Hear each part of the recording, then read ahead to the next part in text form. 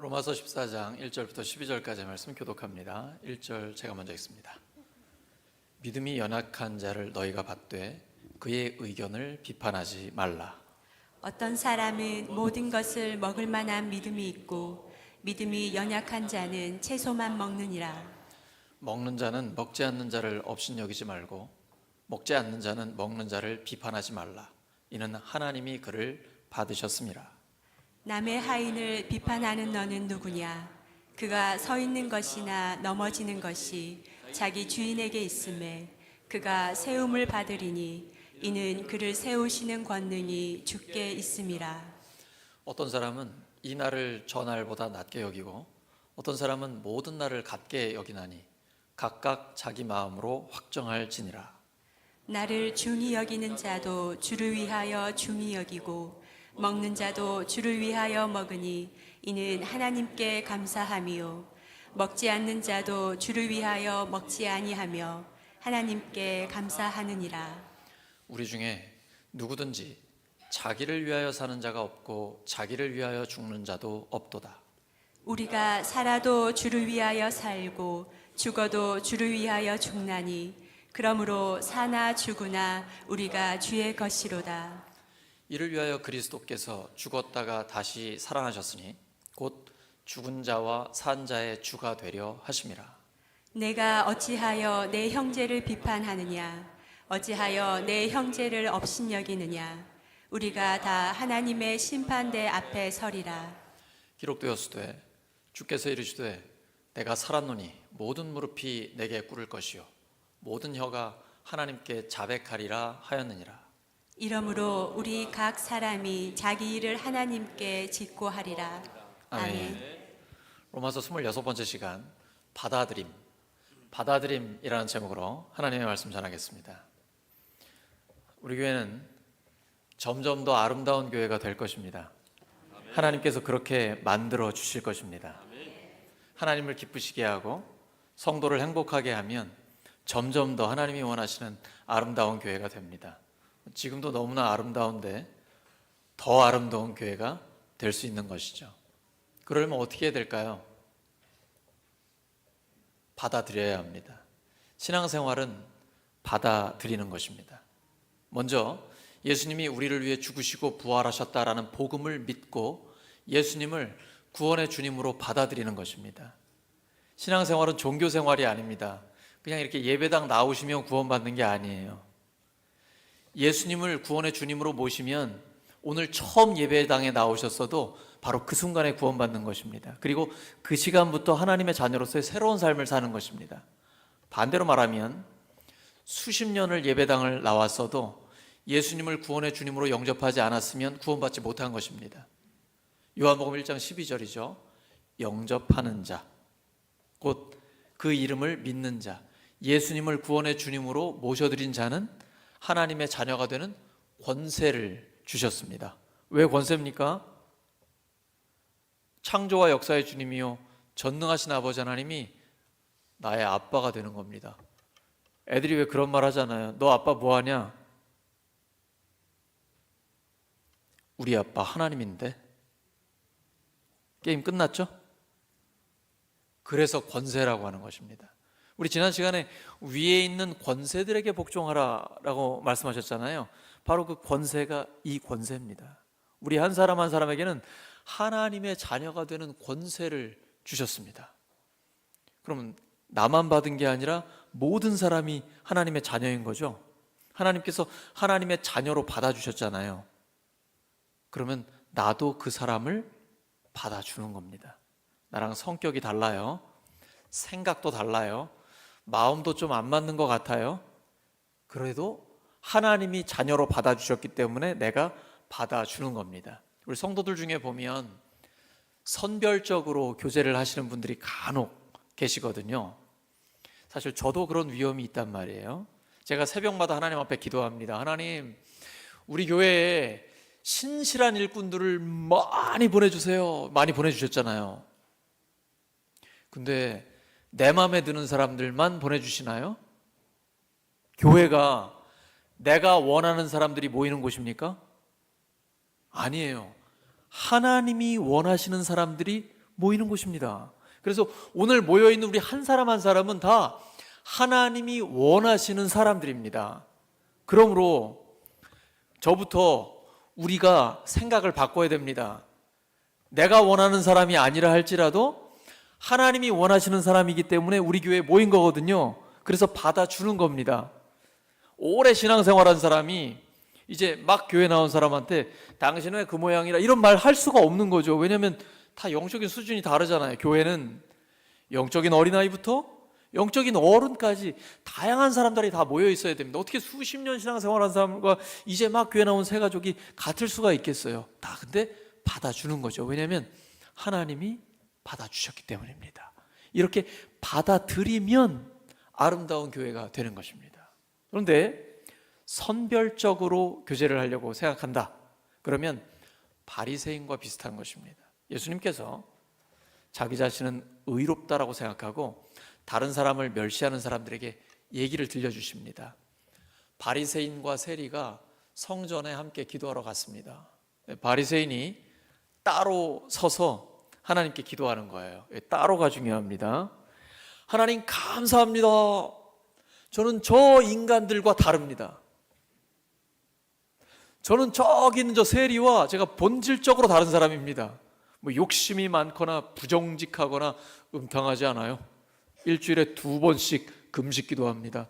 11조는 100원짜리도 정확하게 10원씩 하나님 앞에 11조 합니다. 하나님 이만하면 저 경건하게 잘 살지요. 하나님 감사합니다. 세리는 저 구석에서요 하늘을 쳐다보지도 못합니다.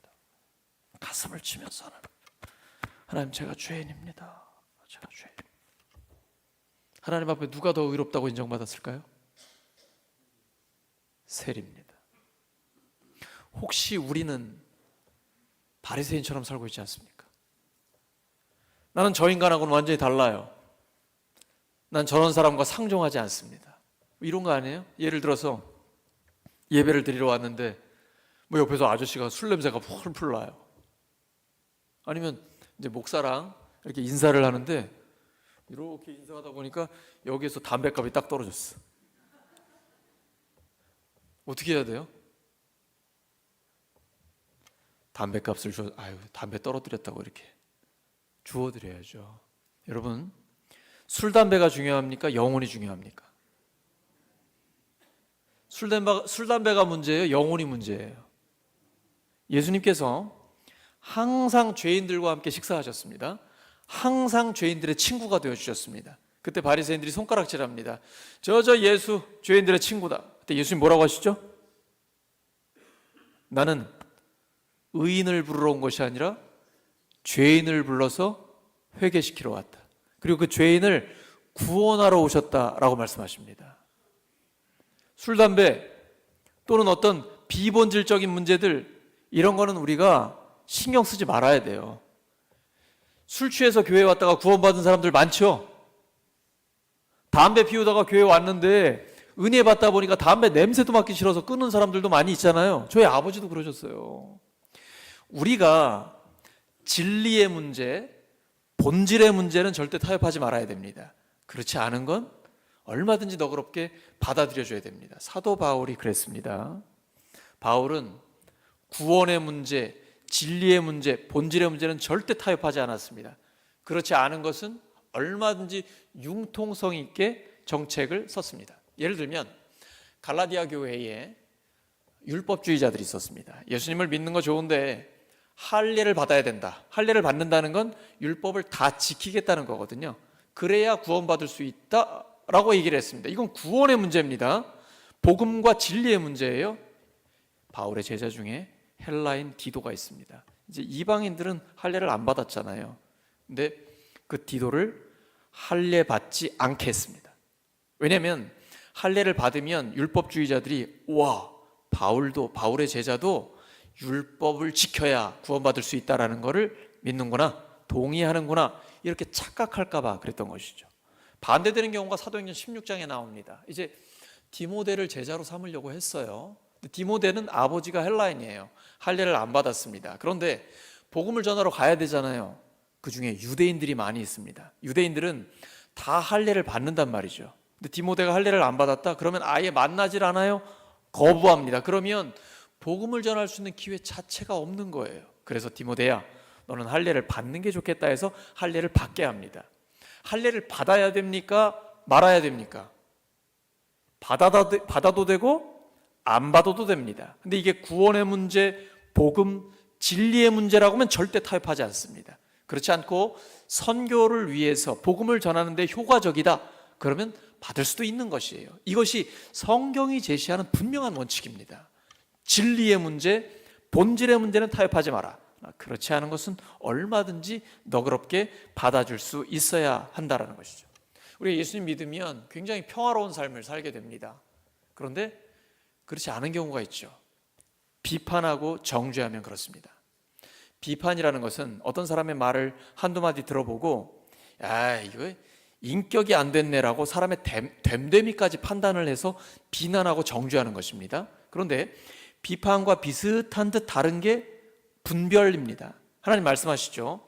너희는 이 세대를 본받지 말고 오직 너희 마음을 새롭게 함으로 변화를 받아 하나님의 선하시고 기뻐하시고 온전하신 뜻이 무엇인지 분별하도록 하라. 이 분별은 꼭 해야 합니다. 분별이란 어떤 사람의 말을 들었을 때에 이 사람이 왜 이런 말을 했을까? 그 동기가 뭘까? 이 어떤 행동을 했을 때 그 행위를 왜 했을까? 분석하는 것이죠. 연구하는 거예요. 그래서 그 사람을 더 잘 이해하는 것입니다. 그러다 보면 더 깊은 관계로 가게 되는 것이죠. 그러니까 우리가 비판은 하지 말아야 돼요. 비판하면 비난하고 정죄하니까 성도를, 형제를 잃어버릴 수가 있습니다. 하지만 분별은 할 수 있어야 됩니다. 분별을 해야 그 사람을 더 깊이 이해하고 더 깊은 관계를 맺을 수가 있기 때문인 것이죠. 그래서 하나님은 우리에게 그렇게 좋은 관계를 맺으라고 말씀하세요.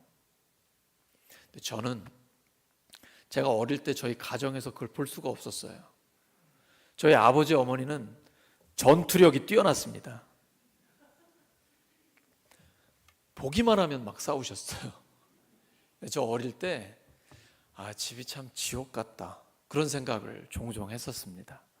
근데 저희 어머니께서 제가 초등학교도 들어가기 전에 교회를 다니기 시작했습니다. 그것도 세계에서 제일 큰 교회, 여의도 순복음교회를 다니기 시작했어요. 얼마나 열심히 하셨는지 구역장의 조장까지 되셨습니다. 여러분, 구역장의 그 빨간 가방 아십니까? 무서운 사람들입니다. 가는 곳마다 복음 전하고 수많은 성령의 역사가 나타났거든요. 근데 저희 아버지는 교회를 잘 안 다니셨어요. 그냥 간헐적으로 다니셨는데 연세가 드시면 드실수록 교회를 잘 다니시는 거예요. 새벽 기도까지 하시는 거예요. 그리고 70이 넘어서는 담배를 끊으셨어요. 근데 그렇게 싸우시던 분들이 교회를 다니다 보니까 싸우는 횟수가 줄어들기 시작합니다. 그리고 점점 더 평화롭게 사시는데 솔직히 인꼬 부부 같진 않았어요. 그런데도 싸우는 횟수가 훨씬 줄어들고 점점 더 안정적으로 사시다가 편안하게 하늘나라를 가셨습니다. 그래서 결혼을 제가 27살에 했잖아요. 단단하게 결심을 했습니다. 우리 가정은 정말 행복한 가정을 만들어야지. 그리고 제 아내한테도 그런 얘기 했어요. 난 정말 내가 크면서 너무 아빠 엄마가 싸우는 걸 봤기 때문에 행복한 평화로운 가정, 화목한 가정을 만들고 싶다. 마음 같지가 않습니다.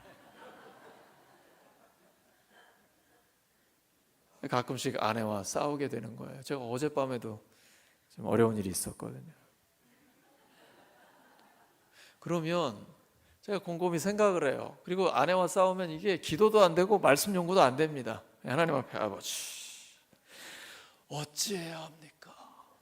근데 생각을 해보면 꼭 내가 잘못했거든요.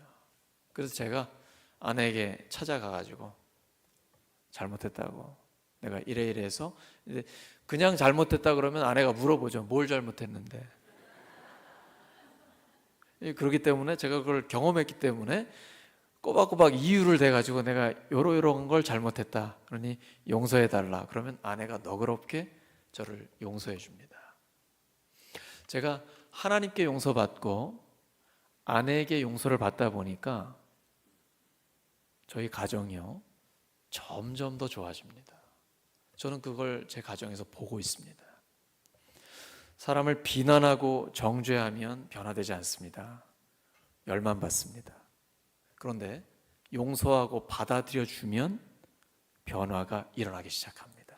오늘 우리가 찬양을 들은 것처럼 조금 더딘 듯해도 반드시 변화됩니다. 왜냐하면 하나님의 열심으로 하나님이 역사해 주시기 때문입니다.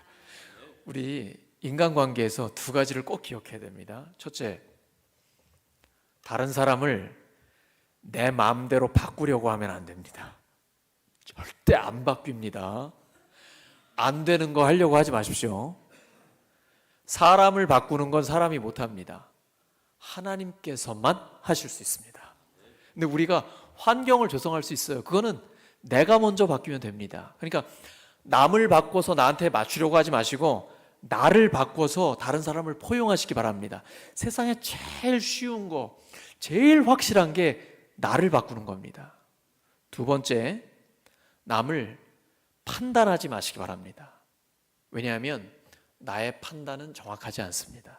심지어 나 자신도 판단하지 마시기 바랍니다. 사도 바울은 나는 나를 판단하지 않는다라고 말합니다. 왜냐하면 나의 판단도 정확하지 않기 때문입니다. 근데 어떤 사람은 나를 판단해가지고 나는 왜 이 모양이야 하면서 막 자학을 하는 사람이 있어요. 자기 학대를 하는 사람이 있습니다. 그게 빠져나올 수 없는 늪에 빠질 수가 있는 것입니다. 나는 나를 판단하지 말아야 됩니다. 남도 판단하지 말아야 됩니다. 오직 판단은 하나님께 맡겨드리는 것입니다. 제가 어떤 날은 오늘 설교 죽 썼다 이런 날이 있어서 마음이 굉장히 어려울 때가 있어요. 그런 날도 어김없이 제가 모니터 앞에 앉아가지고 오늘 설교 영상을 딱 봅니다. 그러면 들어요. 근데 제가 놀라는 일이 있어요. 내 느낌과는 다른 거예요. 하나님께서 저를 통해 말씀하신 것을 제가 듣게 되는 것입니다. 우리의 감정, 우리의 판단은 완전하지 못합니다. 그래서 우리가 인간관계를 맺을 때에 남을 내 마음대로 바꾸려고 하지 마시고 남을 또는 나 자신을 판단하지 마십시오. 하나님께 그 판단을 맡겨드리면 편안하고 자유롭고 그리고 하나님께서 우리의 관계를 변화시켜 주십니다. 점점 더 좋게 해주십니다. 예수님은 사람을 만나면 항상 칭찬하고 격려해 주셨습니다. 한 여인이 값비싼 향유를 예수님의 발에 부었습니다. 가룟 유다는 너 왜 이 비싼 걸 낭비하는 거야? 가난한 사람들을 도와줬으면 얼마나 많이 도와줄 수 있을 텐데. 저 여인은 죄인인데 예수는 도대체 분별력이 있는 게 없는 거요? 있는 게 없는 겨? 갑자기 충청도 사투리가 저 예수는 저 여인이 어떤 정체인지 아는 거야 모르는 거야? 뭐 이런 여기저기서 비난의 목소리가 들려요. 그때 예수님 이렇게 말씀하십니다. 이 여인은 나의 장례를 준비한 것이다. 복음이 전해지는 곳 어디에서나 이 여인의 이 아름다운 모습도 전해질 것이다. 이렇게 아낌없이 칭찬해 주셨습니다. 자, 베드로를 만났습니다. 원래 이름이 시몬입니다. 근데 예수님께서 너는 이제부터 베드로다. 페트로스, 반석이라는 뜻입니다. 사실 이 시몬 베드로는 성격도 엄청나게 급하고 얼마나 짱돌 같아요. 그런데 부활하신 주님 만나고 성령의 충만함을 받은 다음에 교회의 반석이 되었습니다. 예수님은 만나면 아낌없이 칭찬하고 격려해 주셨습니다. 예수님의 마음에 드는 사람 되고 싶으십니까? 옆 사람한테 물어봐 주세요. 당신은 예수님 마음에 드는 사람 되고 싶으십니까?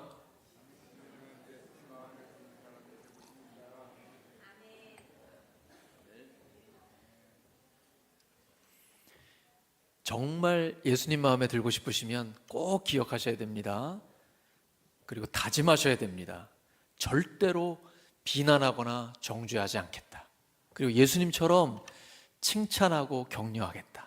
그러면요, 변화의 역사가 나타나기 시작합니다. 모세가 왜 약속의 땅 가나안에 못 들어갔습니까? 백성들을 받아들이지 못하고 그 분을 참지 못했기 때문입니다. 오래 참았잖아요. 조금만 더 참으면 되는데 백성들이 물이 없어서 목말라 죽겠다고 원망 불평하는 거예요. 참다 모세가 지팡이를 들어서 반석을 내리치면서 우리가 이 반석에서 물을 내랴. 마치 자기한테 능력이 있는 것처럼 하나님이 충격적인 말씀하십니다. 너는 나의 거룩함을 드러내지 못했다. 너는 나의 영광을 드러내지 못했다. 그래서 너는 약속의 땅 들어갈 수 없다. 120세 느보산에 죽으면서 결국은 보기만 하고 들어가지는 못했습니다. 왜요? 화를 냈기 때문이에요. 분을 냈기 때문이에요. 여러분, 제가 목소리가 나긋나긋하죠? 듣기 좋으세요? 이 정도 반응일 줄 몰랐어요.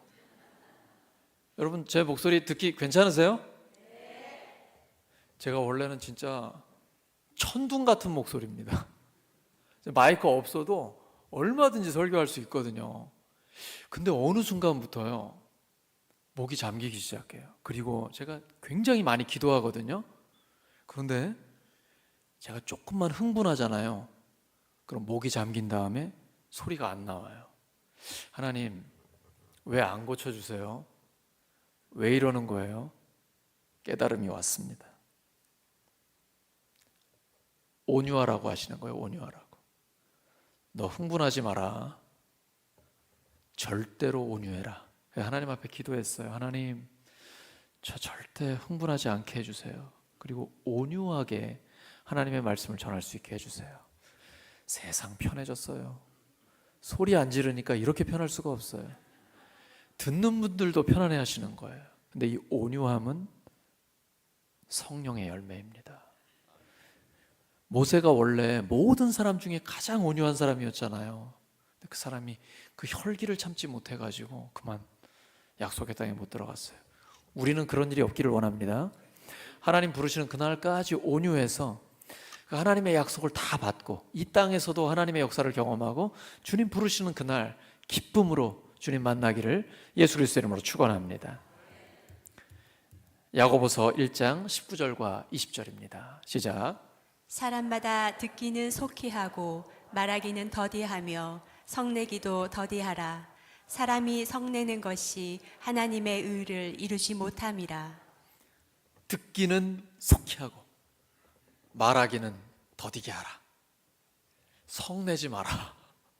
화를 내는 게 전혀 도움이 안 되고 하나님의 영광을 위해 쓰임받을 수가 없다. 그래도 우리가 화가 나잖아요. 근데 분을 내어도 죄를 짓지 말라고 하셨어요. 그리고 해가 지도록 분을 품지 말라고 하셨어요. 제가 꼭 부탁드립니다. 여러분, 혹시 화가 나더라도 해가 지기 전에 다 푸세요. 분을 품고 잠자리에 들잖아요. 마귀가 역사합니다. 분을 키웁니다. 인간관계는 점점 더 어려워집니다. 막 꼬여요. 관계가 다 꼬여요. 그래서 굉장히 힘든 상황이 됩니다. 분을 내어도 죄를 짓지 말고 해가 지도록 분을 품지 마시기 바랍니다. 반드시 해가 지기 전에 가능하면 빨리 해결하세요. 가능하면 분을 내지 마세요. 그렇게 하면 우리의 삶이 평생 화목한 삶이 됩니다. 받아들이는 삶, 예수님처럼요. 예수님은 모든 사람을 받아들이셨어요. 죄인, 가난한 자, 병든 자들요. 여러분, 나병 환자 우리가 만질 수 있습니까? 사회적으로 격리되어 있습니다. 가족도 함께 하지 않습니다. 근데 예수님은 그 나환자의 손을 잡아주셨습니다. 나환자는 나병이 고쳐졌기 때문에도 굉장히 큰 기쁨이지만 이 손 잡은 것 자체가 엄청난 감격이에요. 누군가 나의 손을 잡아줬다라는 게 그게 얼마만인지 모르겠어요.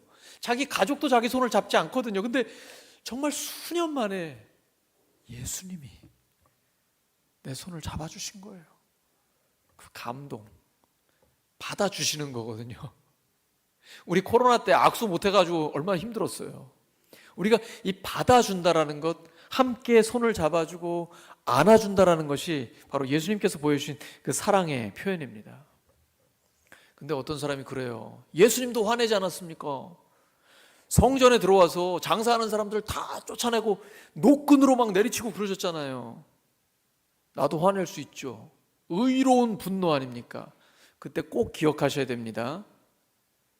예수님처럼 십자가를 질 수 있습니까? 예수님은 성전을 깨끗하게 하시고 하나님께 기도하는 집이라는 것을 선포하신 거예요. 동시에 그 모든 사람을 위해 십자가에서 피 흘려 죽어 주셨습니다. 십자가를 지지는 않고 화만 낸다, 옳고 그름만 따진다, 큰 문제를 일으킵니다. 예를 들어서 여러분, 마이크를 손에 들고 해야 됩니까? 여기 놓고 해야 됩니까? 하나님 앞에 기도합시다. 하나님, 이 구즈넥 마이크를 써야 됩니까? 핸드 마이크를 써야 됩니까? 하나님 뭐라고 하실까요? 저는 응답 받았습니다. 여러분은요? 네 마음대로 할지니라. 이게 십자가와 부활의 복음의 문제가 아니잖아요. 진리 비진리의 문제가 아니잖아요. 본질의 문제가 아니란 말이에요. 죽고 사는 문제 아니면 넘어가야 됩니다. 그러려니 하시기 바랍니다. 이래도 되고 저래도 되는 거 가지고 싸우지 마세요. 그건 싸울 문제가 아니에요. 우리가 진짜 흥분하고 집중해야 될 문제는 영혼을 구원하여 제자 삼는 것입니다. 하나님 앞에 예배자로 세우는 거예요. 하나님 나라의 아름다움을 드러내는 거예요. 이런 문제는 전혀 흥분하지 않고 비본질적인 거, 아무것도 아닌 거 가지고 흥분하면 정말 하나님께서 가슴 아픈 일입니다. 우리는 가장 중요한 진리의 문제, 본질적인 문제에 집중하기를 원합니다.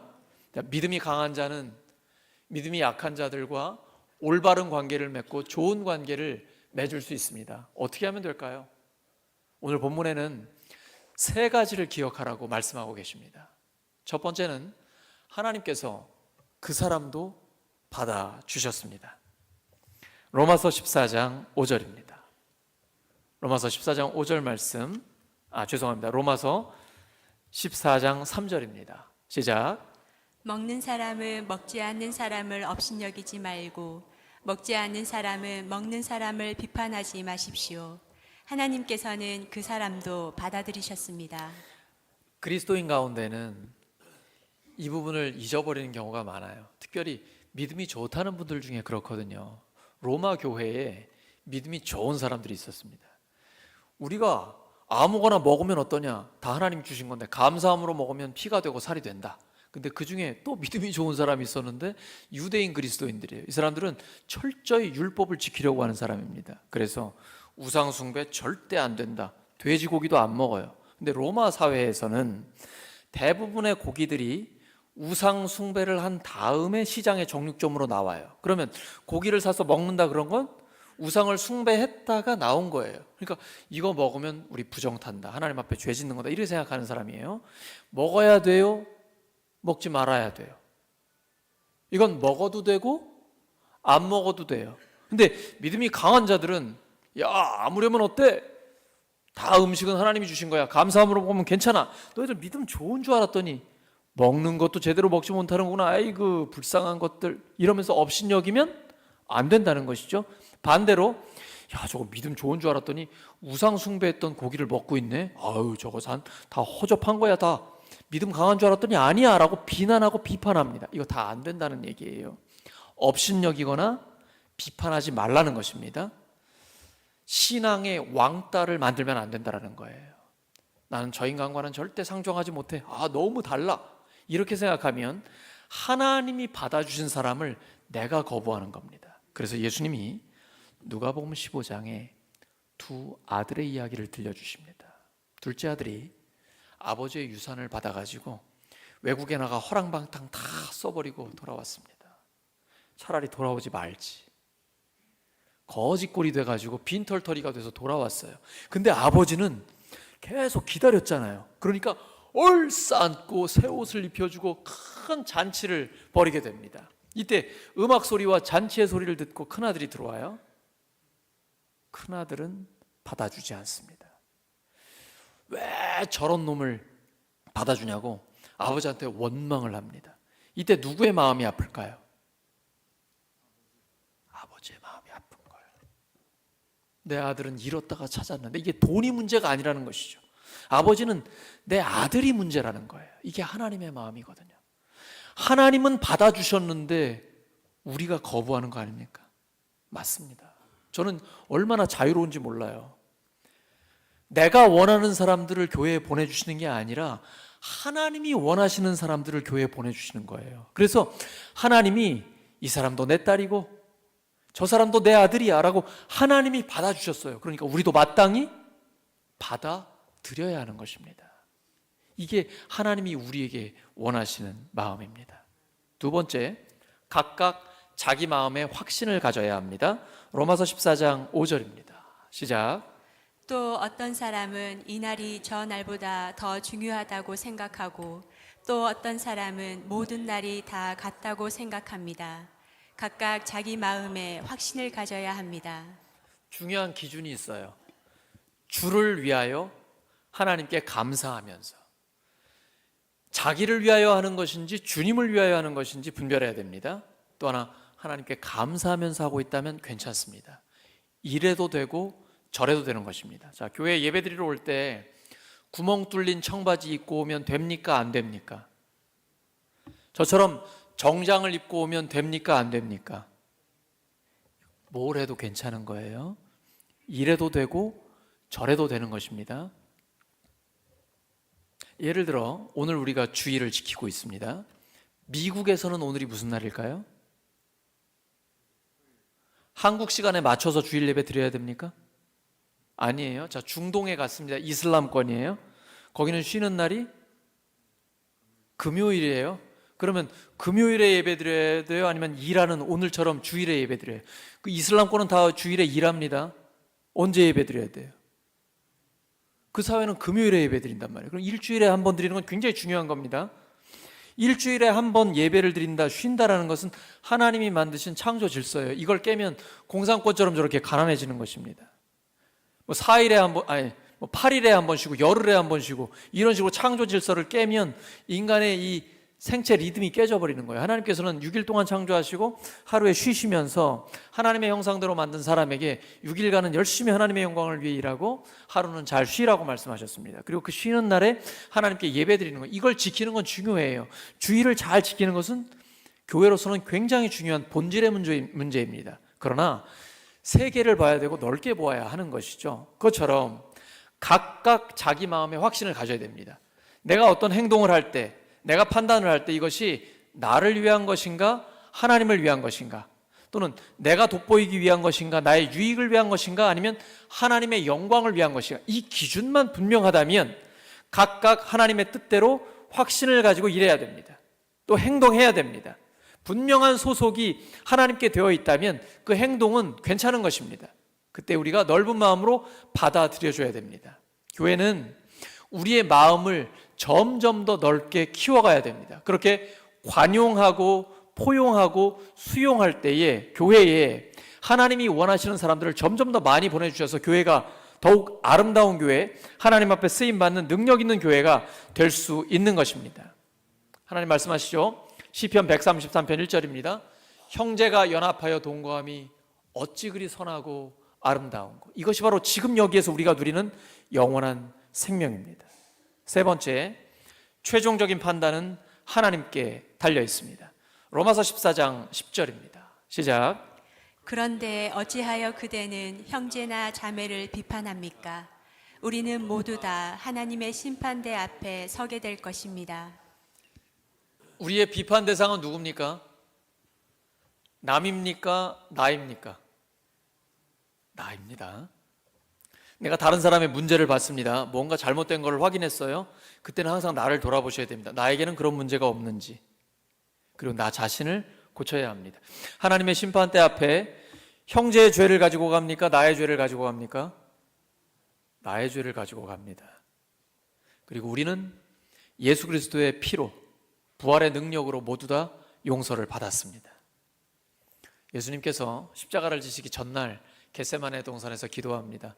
내 마음이 너무 괴로워 죽겠다.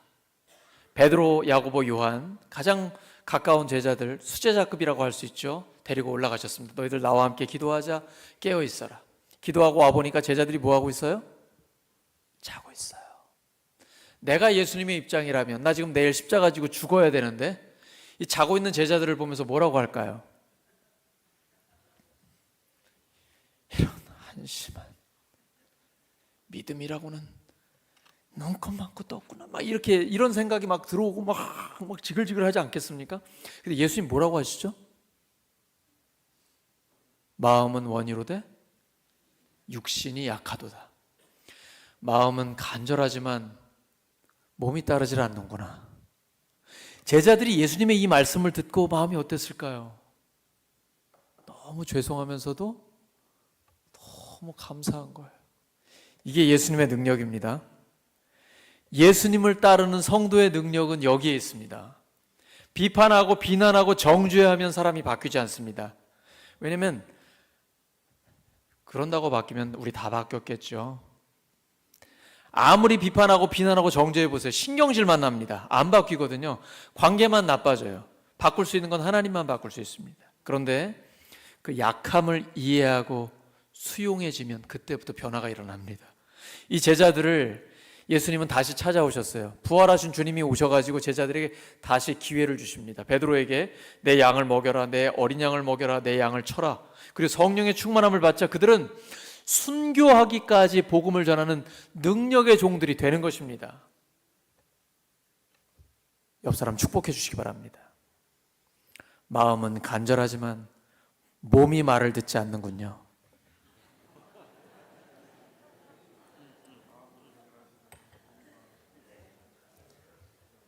오늘 축복받은 그 사람 반드시 변화될 것입니다. 하나님께서 우리 모두를 가만두지 않으십니다. 하나님은 우리를 너그럽게 받아주셨습니다. 하나님의 그 포용력에 수용된 우리 또한 다른 사람을 너그럽게 받아줄 때에 우리 안에 정말 아름다운 공동체가 이루어지게 되는 것입니다. 그리고 우리 모두가 복음을 위해서 한평생 후회 없는 삶을 살게 될 것입니다. 오늘 말씀 정리합니다. 우리 교회는 하나님을 기쁘시게 하고 성도를 행복하게 해서 점점 더 아름다운 교회가 될 것입니다. 그러려면 하나님께서 우리를 받아주신 것처럼 우리가 서로를 받아주어야 합니다. 믿음이 약한 사람을 받아들이려면 세 가지를 기억해야 됩니다. 첫째, 하나님께서 그 사람도 받아주셨습니다. 둘째, 각각 자기 마음에 확신을 가져야 합니다. 셋째, 최종 판단은 하나님께 맡겨드리는 것입니다. 이 하나님의 생각, 예수님의 사랑을 가지고 서로가 서로를 받아들여서 점점 더 아름다운 우리 모든 성도가 되기를 예수 그리스도의 이름으로 축원합니다. 말씀 기억하면서 함께 합심 기도하겠습니다. 하나님 아버지 감사합니다. 저희들에게 하나님의 말씀 주셔서 감사합니다. 하나님을 기쁘시게 하고 모든 성도를 점점 더 행복하게 해서 더욱더 아름다운 교회가 되게 해주시옵소서. 본질적인 문제가 아니면 넓은 마음으로 받아들이게 해주시옵소서. 하나님이 받아주신 형제를 너그럽게 받아들이게 하여 주시옵소서. 각각 자기 마음의 확신대로 하나님의 영광을 위해 하나님께 감사함으로 판단하고 행동할 수 있도록 도와주시고 또 너그럽게 다른 사람의 판단과 행동을 수용하고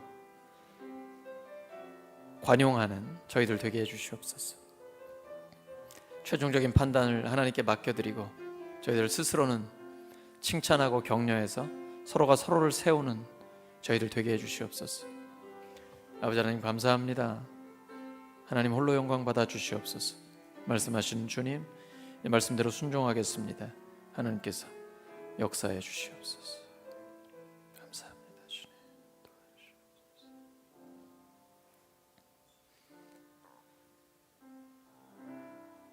감사드리며 예수 그리스도의 이름으로 기도드립니다.